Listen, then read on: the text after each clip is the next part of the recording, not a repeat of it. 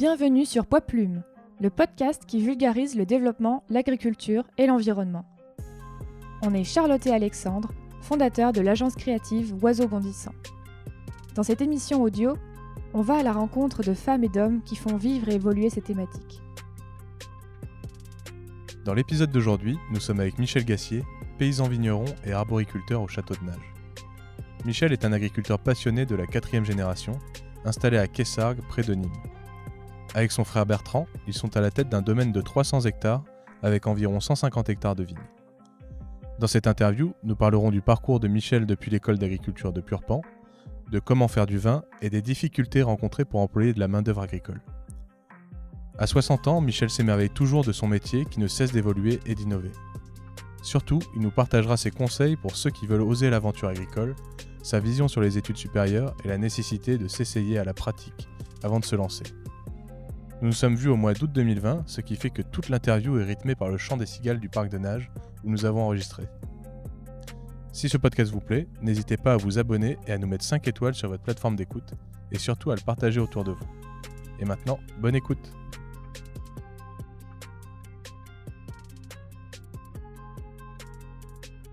Bonjour Michel. Bonjour Alexandre. Merci de nous accueillir à Mas de Nage, la demeure historique des Gassiers. Bienvenue. Pour commencer, est-ce que tu peux te présenter et nous dire qui tu es et ce que tu fais ? Alors, je suis Michel Gassier, j'aurai 60 ans cette année. Je suis marié, j'ai 3 enfants. Je suis agriculteur à côté de Nîmes, dans le Gard. Et je suis la 4e génération de ma famille à m'occuper du domaine. Donc, c'est un domaine qui a été acheté par mon arrière-grand-père, Joseph Torres, alors que la famille, à l'époque, vivait en Algérie. Cet arrière-grand-père avait anticipé, avec beaucoup de vision, la décolonisation future. Et ce qui a permis à la famille, en 62, quand on nous a demandé de quitter le pays, d'avoir un point d'attache, un point pour rebondir. Et mon père a donc continué l'agriculture sur de nouvelles terres ici au Mas de Nage. Donc on est au Mas de Nage, donc pas à Nîmes exactement, mais à Quessargues. Oui. Et donc le Mas de Nage, qu'est-ce que vous produisez et à quelle échelle on est en termes de main-d'œuvre ? Alors, on est, et historiquement, depuis toujours, on est resté producteur de fruits et producteur de vin. Aujourd'hui, le domaine est co-géré avec mon frère Bertrand, qui s'occupe de la partie fruits. Moi, je m'occupe essentiellement de la partie vin. L'ensemble des terres cultivées est d'environ 300 hectares, avec bon an mal an, on va dire 150 hectares de vignes, une centaine de fruitiers et une cinquantaine de divers et variés, rotations culturales, prairies et autres. Ce qui nous caractérise aussi, c'est que la génération précédente était uniquement agriculteur, c'est-à-dire que mon père produisait de la matière première et ensuite elle était commercialisée par d'autres entreprises. Mon frère et moi avons créé, à notre arrivée sur l'exploitation, l'activité de conditionnement et de commercialisation, tant en fruits qu'en vin, et qui nous a permis d'assurer la rentabilité et la pérennité de l'entreprise dans le temps. Et quel type de fruits vous produisez sur le domaine ? Alors en fruits, on est sur des fruits à noyaux, abricots, pêches, dans toute la partie caillouteuse des terres que l'on a, donc qui sont sur la partie costière de Nîmes, anciens alluvions du Rhône. Et on a aussi des terres beaucoup plus franches, beaucoup plus lourdes, qu'on a dans la plaine du Vistre, qui sont des alluvions récents de rivières et qui conviennent bien aux fruits à pépins que sont la pomme et la poire. Donc aujourd'hui, tu diriges avec ton frère Bertrand le domaine, aussi bien pour la partie fruitière que pour la partie vinification. Est-ce que tu peux nous parler un peu de ton parcours qui t'a mené jusqu'à là où tu es aujourd'hui depuis le lycée ? Alors, oui, donc moi j'ai grandi ici, dans une ferme, très attaché à la nature. Quand j'étais petit, j'adorais me promener dans les champs, aller pêcher les anguilles dans les roubines, euh, tirer les merles à la 12 mm, enfin tout ce que un petit garçon pouvait faire dans un environnement rural. J'ai eu mon bac, j'aimais pas les études, j'avais envie de m'arrêter, mais ma mère a su me persuader de continuer. Et j'ai fait l'école d'agriculture de Purpan à Toulouse, qui est une école d'agriculture généraliste, pendant 5 ans. Et ce qui m'a fait accrocher à cette école, ça a été la quantité de stages qui étaient demandés durant le cursus universitaire. J'ai toujours aimé travailler, j'aimais moins les études, et c'était un équilibre qui me convenait. Est-ce que tu peux nous parler d'un des stages, par exemple? Oui, les stages ont été divers et variés. Entre le stage de première année où j'étais en immersion totale dans une exploitation de polyculture dans la région de Sainte-Foy-la-Grande, donc près de Bordeaux, et où les travaux allaient depuis la vigne, le maïs, le tabac, les kiwis, les tomates de plein champ, les tomates de serre, les pépinières de kiwis, les poivrons. On commençait au lever du jour, on terminait à la tombée de la nuit. À 4 heures du matin, on partait amener les légumes au marché de Bordeaux, et ensuite on enquillait la journée, et tout ça 7 jours sur 7. Voilà, et donc c'était, on va dire, si l'agriculture c'était pas fait pour toi, après un stage pareil, tu le savais, quoi. Donc voilà, c'était un des exemples. J'ai travaillé dans une ferme arboricole en Californie. J'ai fait un stage de fin d'études dans une entreprise, le plus gros exportateur de pommes en France, qui était basée à Toulouse, qui m'a amené à me déplacer en Angleterre, au Canada, aux États-Unis. Voilà, donc j'ai goûté aussi à l'international, ce qui m'a beaucoup plu. Et donc, à l'issue de mes études, je suis d'une génération où on devait encore à la nation le service militaire, et c'est-à-dire 12 mois dans l'armée. Et à l'époque, si on avait fait un certain type d'études, on pouvait demander à faire plutôt la coopération. La coopération, c'était 18 mois à l'étranger. Alors, il y avait 2 options, soit dans les entreprises, soit dans l'administration. J'avais fait les dossiers et j'ai eu la chance d'être sélectionné pour aller travailler auprès de l'attaché agricole des États-Unis, donc basé à Washington. Et j'ai donc quitté, après mes études, la France pour un bail que je croyais d'1 an et demi aux États-Unis, à Washington. Et ensuite? Et ensuite, j'ai connu mon épouse Tina. J'ai beaucoup aimé ce pays. J'étais pas prêt à rentrer. Et donc, j'ai cherché du travail. Bon, ce qui n'était pas évident, en ce sens que j'avais pas de visa de travail. J'avais des études françaises. J'étais dans une zone extrêmement urbaine. J'avais fait des études agricoles. Et donc, je me suis naturellement plutôt tourné vers des jobs commerciaux, puisque c'est là où on m'a donné ma chance. Et donc, j'ai eu différents jobs, commerciaux ou marketing, dans le vin, mais aussi dans les produits agroalimentaires. Et en tout, j'y suis resté 10 ans. Mes 2 premiers enfants y sont nés. Mon épouse est rentrée avec moi, enceinte de la 3e, ne parlant pas un mot de français. Et on est rentré pour l'aventure de s'installer agriculteur, vigneron, et reprendre le flambeau de l'aventure familiale. Tu nous as parlé, tu as décrit un peu ce que c'était d'être enfant, la merveille d'être enfant dans la nature, dans les champs. Et qu'est-ce qui t'a intéressé dans le monde agricole?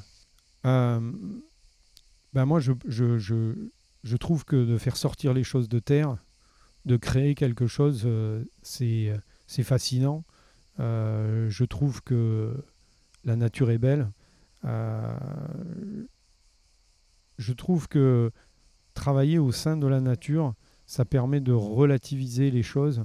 On a tendance à penser que parce que l'homme est doué d'intellect, on peut créer nos propres règles, on peut penser que on est différent du reste du monde animal et végétal, et alors qu'en fait, les grandes règles qui s'appliquent à la nature s'appliquent à nous.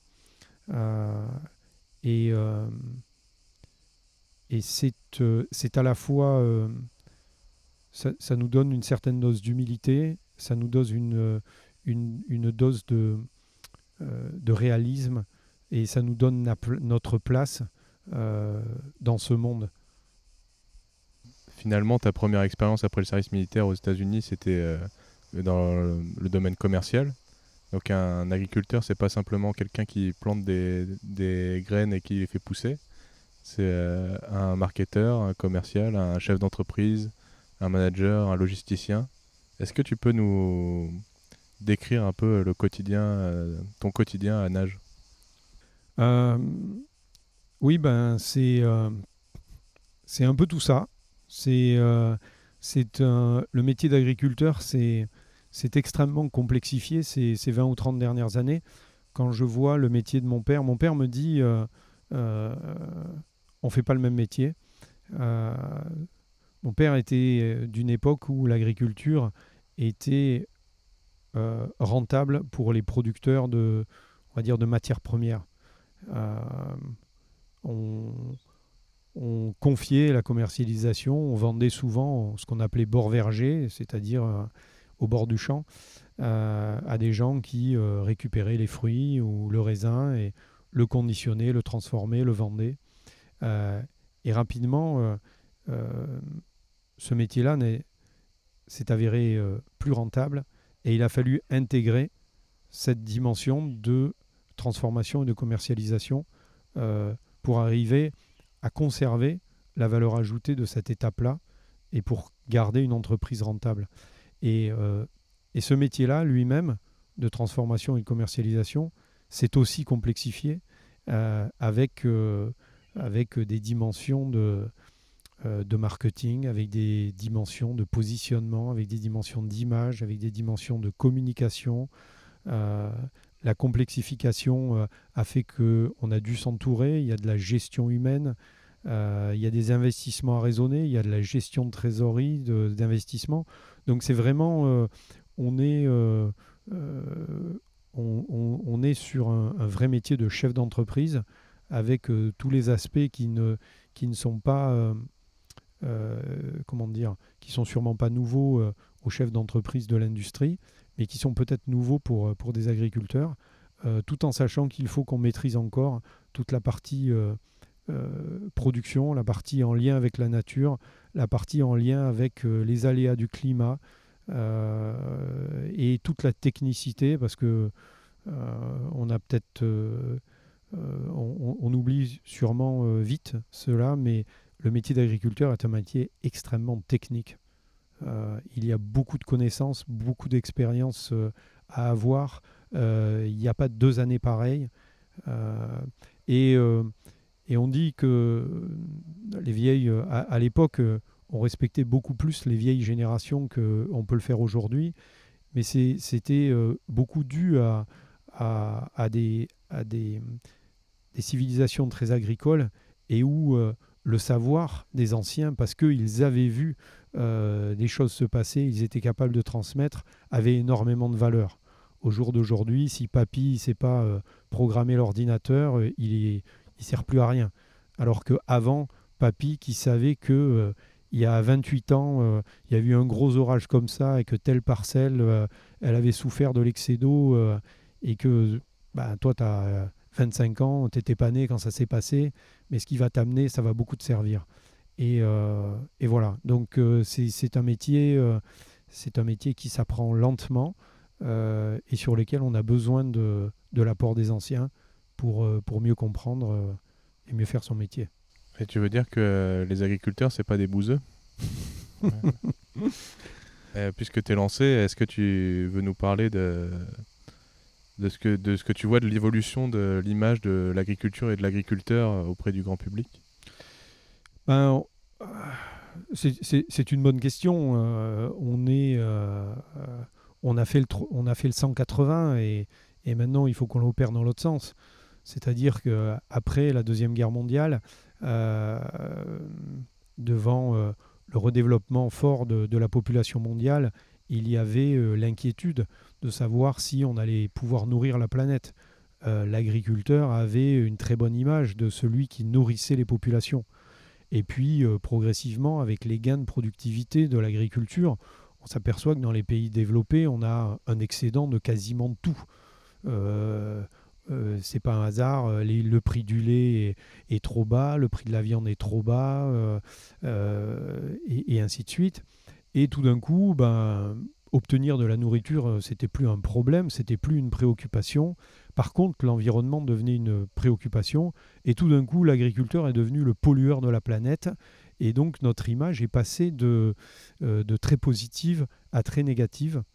Et au jour d'aujourd'hui, et justement, je remercie et je salue le travail que toi et Charlotte sont en train de faire, de redonner une image, ou en tout cas la possibilité à l'agriculture de reconquérir son image. Je pense qu'on a un gros travail à faire. Ce que les gens ont oublié dans tout ça, c'est que nous vivons de la nature. On est tout agriculteur qui se respecte au fond de lui-même envie de la protéger parce que c'est son gagne-pain. Et de laisser croire que les agriculteurs n'ont rien à foutre et qu'ils sont là pour tirer le maximum et rentrer du profit et advienne que pourra, c'est une perception qui est extrêmement fausse. Et on a vraiment besoin tous collectivement, nous tous les agriculteurs, de faire un gros travail d'image pour montrer que l'agriculture d'aujourd'hui, c'est pas l'agriculture d'il y a 30 ans. C'est pas une agriculture dont la seule préoccupation, c'était la production parce qu'on avait besoin de nourrir les populations. Au jour d'aujourd'hui, on a une agriculture qui est beaucoup plus à l'écoute, qui est beaucoup plus respectueuse, qui a fait des progrès énormes. Et il y a, je ne me rappelle plus quel est le nom de cette institution, qui classe les différents pays de la planète sur je ne sais pas si c'est un mot, mais la vertuosité, enfin la dimension vertueuse de son agriculture. La France, c'est numéro 1. Tu parles d'innovation, de travailler avec la nature, d'utiliser le savoir des anciens. Et tout ça, tu le concrétises, puisque à Nage, vous êtes un peu des précurseurs de la bio. Et il me semble que l'essentiel des productions au domaine de Nage est en agriculture biologique. Est-ce que tu peux nous dire pourquoi vous utilisez ce type d'agriculture et quelle est la philosophie? Est-ce que c'est tout beau, tout propre et on vend beaucoup plus cher ces produits, on vit mieux, ou est-ce que on galère parce qu'on ne peut pas utiliser de pesticides? C'est un peu tout ça. Alors, le précurseur dans la conversion en agriculture biologique a été la vigne.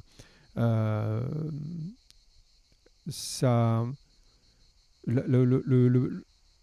basculement en agriculture biologique peut avoir effectivement plein de motivations. Et dans mon cas personnel, la motivation principale, ça avait été la qualité et l'identité des vins qu'on était capable de produire. J'avais, à la faveur d'un changement de conseil en vinification, j'ai eu l'opportunité de passer pas mal de temps sur l'appellation Châteauneuf-du-Pape et à goûter pas mal de vins. Appellation qui est la plus prestigieuse de notre région du sud de la vallée du Rhône et appellation avec un terroir assez similaire, fait de gros cailloux, un climat assez similaire, gorgé de soleil, et des vins très bons mais très puissants. Et ce que j'ai remarqué, c'est que tous les vins que j'aimais, c'était des vins qui étaient produits en bio ou en agriculture biologique, avec, selon ce que m'expliquaient les vignerons, un impact important du travail du sol dans l'équilibre de la plante et dans l'équilibre donc du raisin et des vins qu'on allait faire dessus. Et après ça, je suis revenu et je me suis dit, c'est ça qui manque à nos vins. J'ai envie de leur donner plus de fraîcheur, plus d'équilibre. On va se mettre au travail du sol. On était déjà en lutte raisonnée, donc à partir du moment où on s'affranchissait des désherbants et on passait en travail du sol, on était à 90% d'agriculture biologique. Et ce que je me suis dit, c'est bon, allons jusqu'au bout. Et en plus, ce qui me séduisait, c'est qu'une des différences entre l'agriculture conventionnelle et l'agriculture biologique, c'est que tous les produits de lutte qu'on peut utiliser en agriculture biologique sont des produits de contact, c'est-à-dire des produits qui ne pénètrent pas dans la plante, donc qui ne vont pas se retrouver dans le raisin. Et ce qui veut dire qu'on n'aura aucune de ces molécules dans le vin terminé. Et pour moi, c'était susceptible de nous amener beaucoup plus de pureté dans les expressions aromatiques de nos vins. Donc on y est allé. En année 1, on l'a fait partiellement. On a regardé un peu l'impact que ça pouvait avoir, tant en besoin humain qu'en besoin matériel. Et ils sont relativement élevés. Une fois qu'on a su comment réaliser ce changement, on a basculé l'ensemble de l'activité vigne là-dessus. En fruits, on y vient un petit peu plus tard. Le challenge technique est encore plus élevé parce que les arbres sont beaucoup plus phytosensibles, notamment au cuivre, qui est quand même le produit bio qu'on utilise le plus pour tout un tas de maladies cryptogamiques, donc des champignons tels le mildiou en vigne. Et donc, on y va prudemment. On a ce matin, d'ailleurs, on se promenait sur une parcelle test. Voilà, on y croit, mais on est réaliste. Comme je disais un petit peu plus tôt, on est des chefs d'entreprise et on se doit, si on veut pouvoir payer nos employés, nos fournisseurs à la fin de tous les mois, d'avoir une activité rentable. Tu parles de produits de surface qui n'interfèrent pas avec le produit final. Est-ce que tu peux nous donner des exemples sur la vigne et sur les pêchers ? Tu veux dire de produits ? De lutte biologique. Ah, on va sur la lutte contre les maladies cryptogamiques, donc c'est l'ensemble des champignons. Les deux molécules minérales qui sont, enfin les deux produits minéraux qui sont le plus utilisés, c'est le soufre et le cuivre, qui sont des produits assez efficaces, mais qui présentent une certaine toxicité pour la plante. Après, on utilise des produits qui sont en développement. On utilise par exemple des huiles essentielles comme des lymosides par exemple, qui sont des huiles à base d'agrumes, qui ont des effets dessicants. En ce moment, il y a toute une recherche sur ce qu'on appelle le biocontrôle, c'est-à-dire la colonisation du milieu par des organismes antagonistes du champignon, mais n'ayant pas d'effet négatif sur la plante. Ça peut être des champignons, ça peut être des algues, ça peut être des levures. Tout ça étant encore en cours de test, mais il y a de bons espoirs, de manière à utiliser, si on arrive à développer des produits qui sont moins agressifs vis-à-vis de la plante pour la lutte contre ces champignons, on pourra beaucoup plus facilement étendre l'agriculture biologique à un ensemble de cultures beaucoup plus large. Donc on est très à l'affût, on regarde, on teste toutes ces options-là. En matière d'insecticides aussi, comme je vous l'expliquais ce matin, tout un tas d'alternatives. Bon, il y a bien entendu les molécules végétales extraites de plantes qui peuvent avoir un effet insecticide un petit peu comme une molécule chimique. qu'on essaye d'utiliser au moins possible. Il y a ce qu'on appelle la confusion sexuelle, c'est-à-dire la présence de diffuseurs de phéromone pour que les mâles ne trouvent pas les femelles, que les mâles et les femelles ne s'accouplent pas et que les œufs avortent au lieu de donner naissance aux chenilles destructrices. Il va y avoir des lâchers de prédateurs, tels que les trichogrammes, des microguêpes qui vont venir pondre dans les œufs de ces papillons.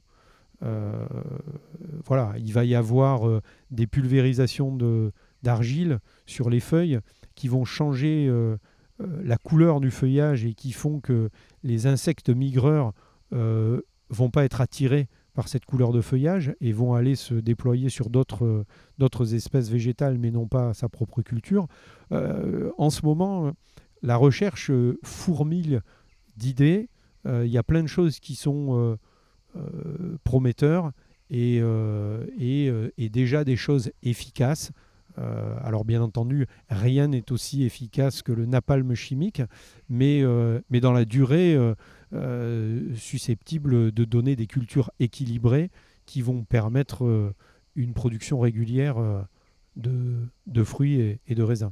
Et tu le dis, la culture bio, c'est un défi, c'est un enjeu en termes de produits phytosanitaires, mais c'est aussi beaucoup plus de main-d'œuvre employée. Est-ce que tu peux parler des difficultés qu'on a aujourd'hui en France à trouver des personnes qui veulent travailler dans l'agriculture? C'est effectivement un des gros challenges de l'agriculture.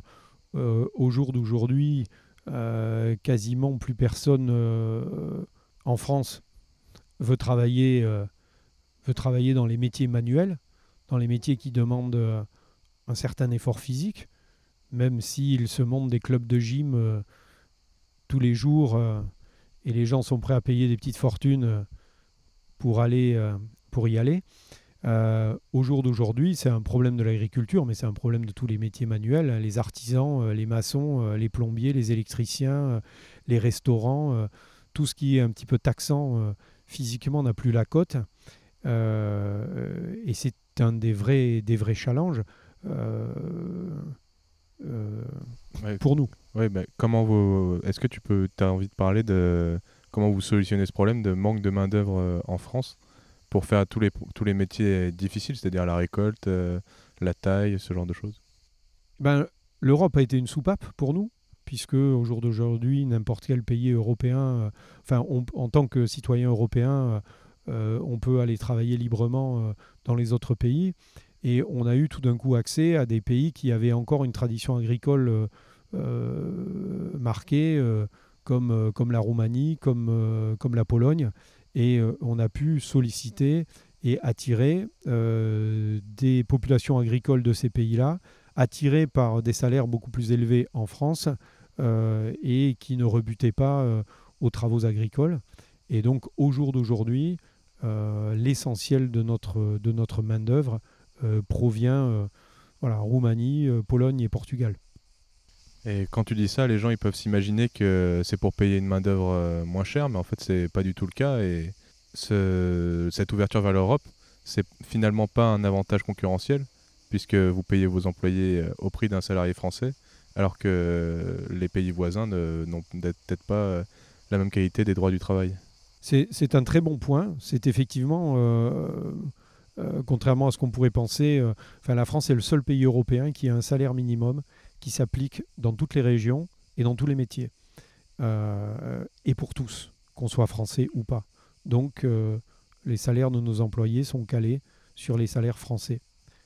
Tous les autres pays européens ont des traitements diversifiés, que ce soit des régions et des types d'industries, comme l'Espagne par exemple, ou même un pays comme l'Allemagne, qui leur permet de faire rentrer de la main-d'œuvre turque pour les Allemands, d'Amérique du Sud pour l'Espagne par exemple, et de les payer sensiblement moins cher que ce que nous payons nos employés. Donc ce que l'on observe en France, c'est une réduction assez considérable de l'agriculture employeuse de main-d'œuvre, production maraîchère, production fruitière, et avec un redéploiement des surfaces en production vers pour les fruits méditerranéens, l'Espagne surtout et un petit peu l'Italie. Et pour les cultures comme les fruits à pépins, la Pologne, l'Allemagne, qui au contraire ont eu des surfaces en augmentation. Parce que nous, en conséquence, nous avons des prix de revient qui sont plus élevés. Et par contre, on est dans un marché complètement ouvert et où les pêches produites en Espagne peuvent rentrer sur le territoire français sans taxe et viennent concurrencer les produits français. Pour donner un exemple, quand mon frère et moi sommes rentrés sur l'exploitation dans le milieu des années 90 et que mon frère a développé son activité, on exportait une part importante de nos fruits en Angleterre, en Allemagne. Au jour d'aujourd'hui, on n'exporte quasiment plus rien parce que, encore en France, on bénéficie de la préférence française. Heureusement pour nous, le consommateur nous soutient et est prêt à payer un petit peu plus pour du fruit français. Mais pourquoi le consommateur allemand ou anglais paierait plus cher pour de la pêche française par rapport à de la pêche espagnole? Et donc ces marchés se sont effectivement fermés à nous. On a parlé de votre façon de produire, votre façon de vendre, votre philosophie avec l'agriculture biologique. Mais maintenant, j'aimerais parler aux néophytes et que tu nous décrives comment est-ce qu'on fait du vin. Comment est-ce qu'on fait du vin? Déjà, avec du raisin. Et le vin, c'est une... comment dire c'est la rencontre d'un terroir, d'une espèce végétale et de l'homme. Le terroir qui va donner la signature du vin que l'on aura. L'espèce végétale va lui donner sa personnalité et l'homme va façonner tout ça en fonction de l'idée du produit fini qu'il a en tête. Donc comment on fait du vin? On récolte du raisin, on le met en cuve. À partir de là, 2 parcours. On peut avoir un parcours vin blanc ou rosé. Juste pour info, le vin rosé, c'est un vin blanc fait avec du raisin noir, mais c'est exactement le même process. Où là, on va presser les raisins frais et on va fermenter le jus en l'absence de peau. C'est pour ça que ce sont des vins qui ont peu de couleur. Et le raisin rouge, où au contraire, on va laisser fermenter le vin avec ses peaux pour extraire de la couleur et des tanins qui sont situés dans la pellicule du raisin. Voilà. Ensuite, on ne va pas lister toutes les opérations, mais de pressurage, de soutirage, qui sont d'élevage avec des différentes options, élevage en cuve, élevage en barrique, élevage court, élevage long. Tout ça, c'est en fait le façonnage que l'homme, le vigneron, voudra donner à son produit en fonction du résultat final qu'il vise pour son vin. Maintenant, on sait comment on fait du vin. Est-ce que tu peux nous raconter comment vous vendez le vin? Parce que à Nage, vous avez une stratégie de commercialisation qui est particulière par rapport à l'ensemble des vignerons français. Je ne sais pas si on peut dire particulière. Ce qu'il y a de clair, c'est qu'on a choisi de prendre en main notre commercialisation de par les antécédents de la famille on a choisi de se positionner très vite à l'export, maîtrisant parfaitement l'anglais, connaissant très bien l'Amérique du Nord, ayant vendu du vin là-bas. L'Amérique du Nord étant un gros marché pour les vins français et surtout un marché sur lequel on pouvait valoriser. Et enfin, un marché sur lequel l'appellation sur laquelle on est basé, c'est-à-dire Costières de Nîmes, était une appellation vierge de réputation et qui a mené le côté nouveauté, alors qu'en France, on se traînait à l'époque une image assez négative de par la forte présence de cette appellation en premier prix en grande distribution. Et donc, c'était beaucoup plus facile d'aller parler d'un produit de qualité et en obtenir un prix raisonnable quand on allait à l'export. Voilà, ça a été la première étape de l'entreprise. On s'est très rapidement développé. On est arrivé jusqu'à pratiquement 90% de nos ventes à l'export. Et vite, on s'est quand même dit que c'était une position qui pouvait être dangereuse. Le climat actuel est un bon exemple entre un président américain qui décide de taxer les vins français parce qu'il y a une guéguerre entre Airbus et Boeing, entre le Covid qui peut venir, freiner les exportations. Voilà, les exportations. Donc, on a décidé de se redéployer sur le marché français et on est en ce moment en plein développement sur le marché français. Et enfin, la dernière étape que l'on commence à peine à effleurer, mais qui, je pense, a de beaux jours devant elle pour les agriculteurs qui ont la chance de faire des produits finis, c'est-à-dire des produits qu'on peut vendre direct aux consommateurs, la vente directe aux consommateurs. Et je pense que c'est un vrai axe de développement pour le futur de l'entreprise dans les années à venir. Et est-ce qu'aujourd'hui, la vente directe représente une forte part de votre chiffre d'affaires? Non, elle est très faible. Elle est de quelques pourcents. Elle est allez, on va dire, même pas 5%. Mais tu penses que pour continuer à gagner votre vie sur ce marché, l'avenir du domaine, c'est de maximiser les ventes directes?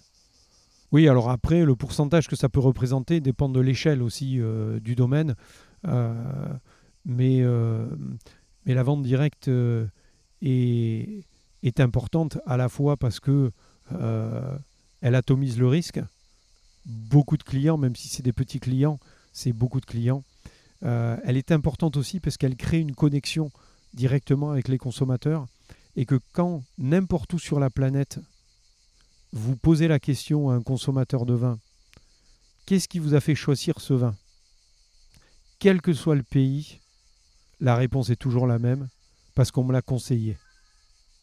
Et donc, d'avoir cette connexion directe avec le consommateur, c'est créer des ambassadeurs de nos vins. C'est des gens qui vont le servir à leurs amis. C'est des gens, si on a su les intéresser à la vie de l'entreprise, aux valeurs, c'est des gens qui vont parler de nous et c'est des gens qui vont, pour reprendre un terme du moment, par cluster, générer de la notoriété et vont nous amener du monde.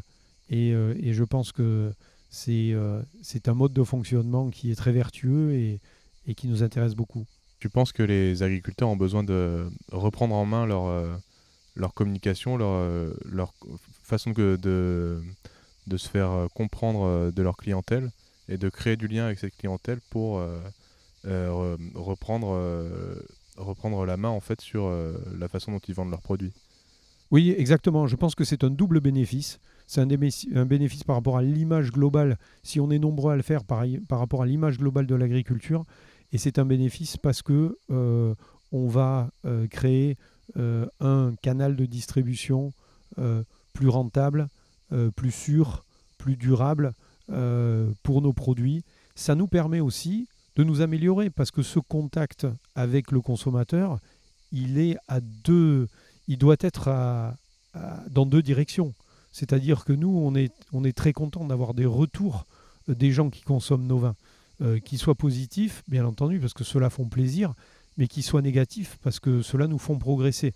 Donc, c'est aussi quelque chose de vertueux et qui peut nous amener à devenir meilleurs, de comprendre ce qu'attendent les gens, ceux qui veulent boire, ceux qui veulent manger, ceux qui veulent entendre. Tout ça, c'est positif. Est-ce que tu peux nous donner des recommandations pour les jeunes qui nous écoutent, qui veulent se lancer dans l'agriculture, peut-être dans la viticulture en particulier? Je vais dire, c'est un métier, c'est plus qu'un métier, c'est pas un métier, c'est une vie, c'est une passion. Et si on l'a, je ne voudrais pas faire aucun autre métier pour rien au monde. Je pense que c'est le plus beau métier du monde.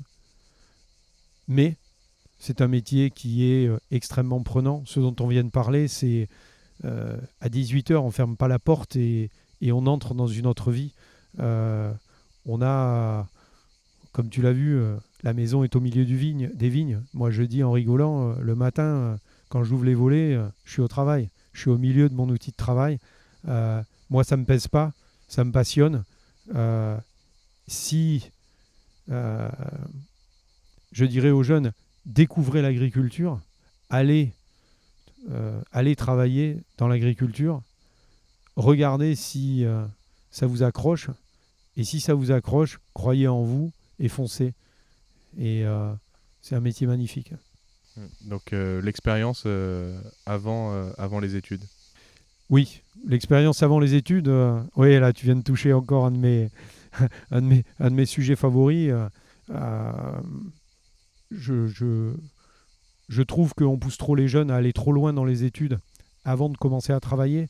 Je pense qu'on a besoin de valider d'abord que c'est bien quelque chose qu'on a envie de faire. Et bon, je dis ça parce que j'étais quelqu'un jamais exceptionnellement passionné par les études. Donc moi, au contraire, j'ai toujours cherché à plutôt travailler que faire des études.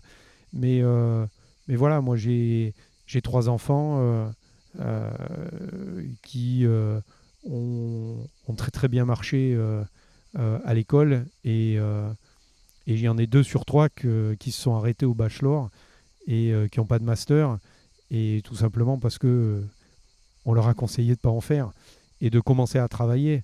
Et derrière, une fois que ça te plaît, ou au contraire ça ne te plaît pas, les études supérieures peuvent te permettre de te redéployer, d'essayer autre chose. Donc quand je vois des gens qui font 5-6 ans d'études, qui démarrent dans la vie professionnelle et qui finalement disent ça ne me plaît pas, je me dis quel gâchis. Et dans l'agriculture, c'est particulièrement vrai parce que c'est tellement particulier, c'est tellement prenant que vas-y, fais ton BTS, rentre pour avoir vraiment des bases techniques, va travailler et regarde si ça colle.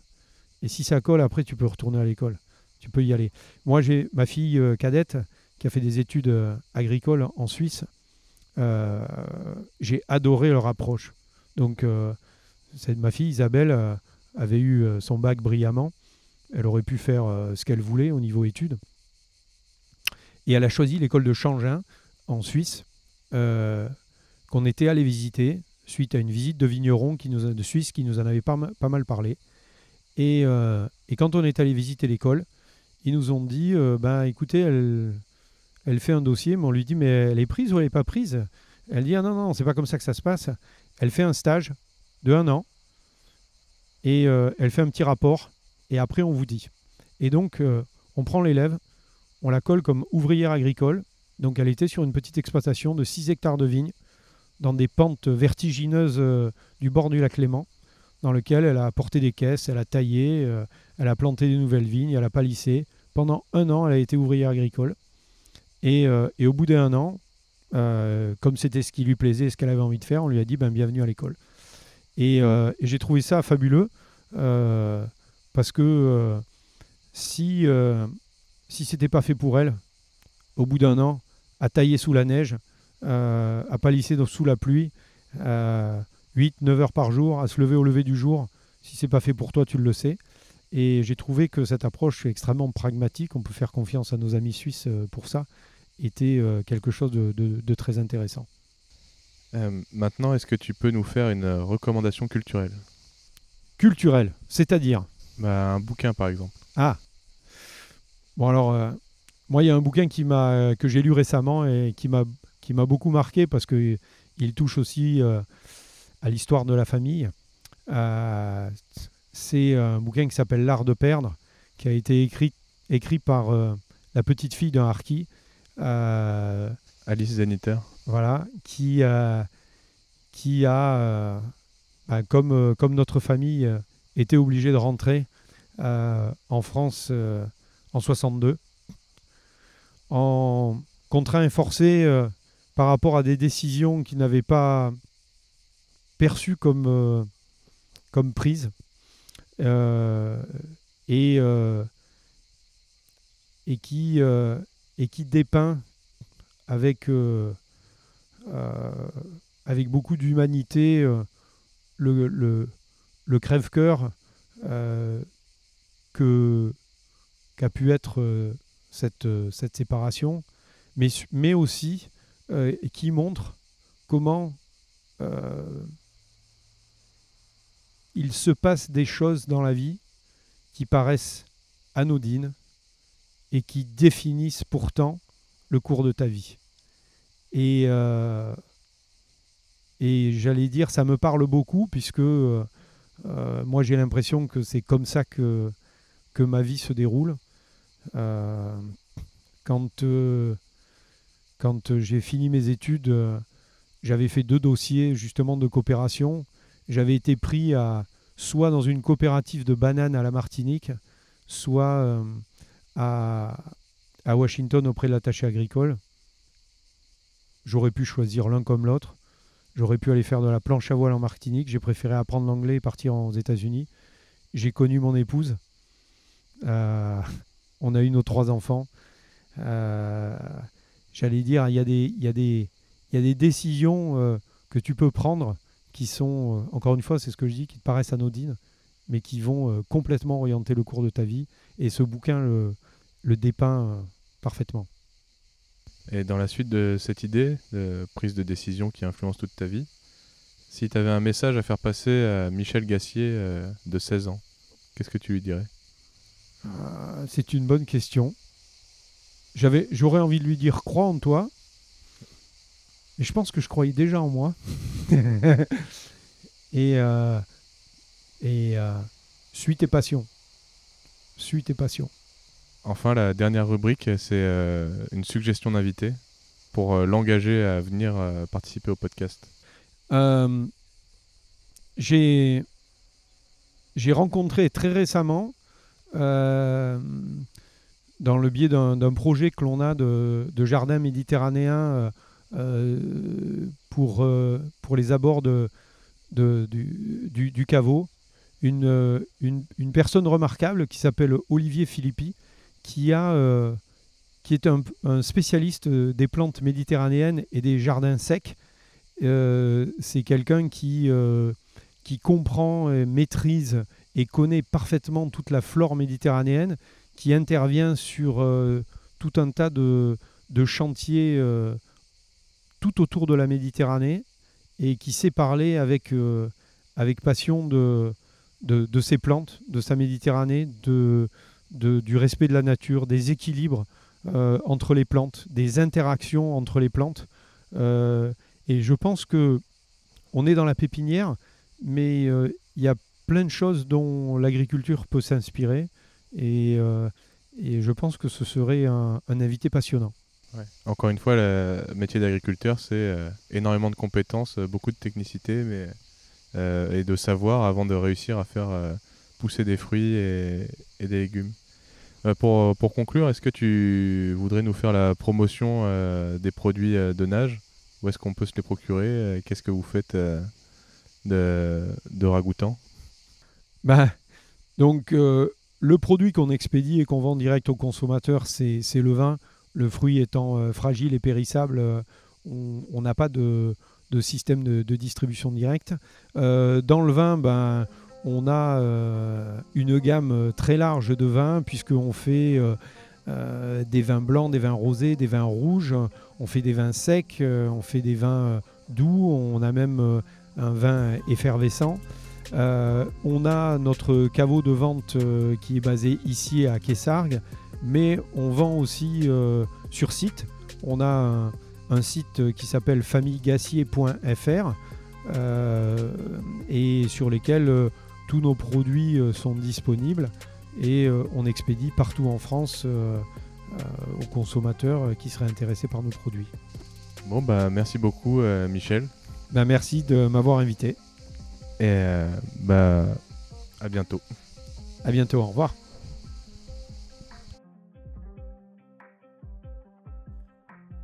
Et voilà, cet épisode de Poids Plume est terminé. Merci d'avoir écouté jusqu'à la fin et bravo. On se retrouve rapidement pour un prochain épisode. En attendant, je vous invite à nous suivre sur Instagram, sur nos comptes oiseau.bondissant et Poids Plume Podcast. Si l'épisode vous a plu, n'hésitez pas à le partager et à en parler autour de vous. Vous pouvez aussi nous donner 5 étoiles sur votre application de podcast. Je vous dis à bientôt et prenez soin de vous.